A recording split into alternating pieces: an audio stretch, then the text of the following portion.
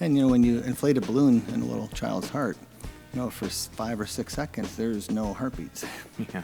And you deflate the balloon, and you sure hope the heartbeats come back. Yeah. And thank goodness with all the great techniques and staff we've got, they almost always do. But there's always that little moment of angst. But that's why you practice, work with great people, and you really are prepared going into the procedure.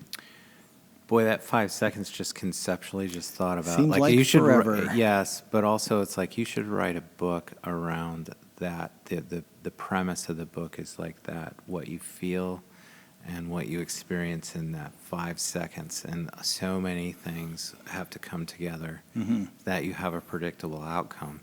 Otherwise, you wouldn't stop the heart, And it doesn't matter how many years of schooling you've had, because everybody in that room, all your nurses, technicians, therapists, anesthesiologists, everybody's important.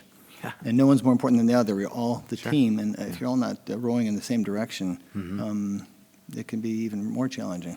You bring up a good point. I've been fortunate to film quite a few surgeries, and I've been in ORs filming things, and the concert that happens around the table between the surgeon and the anesthesiologist, and there's maybe 10 or 12 people in this room at various times, and it is a synchronous. A lot of people don't get to see that because you're under anesthesia, right, and families aren't in there, by your side. So that is really a dance that really requires an experienced team, and I can't imagine how important key people are, where you just link in and you have one director of nursing or whatever the roles are. I won't have the titles right, but that's your anesthesiologist. If you have a preference, you want that particular doc or this nurse assisting you and handing you instruments because you have a shorthand.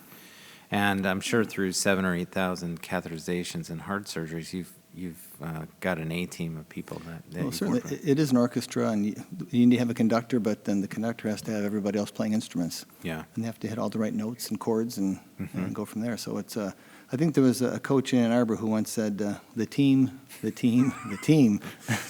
Kind of trite, but it's true in the operating room, true in the cath lab. I mean, you need to have everybody on the same page, rowing in the same direction, and boy, it can make all the difference in the world.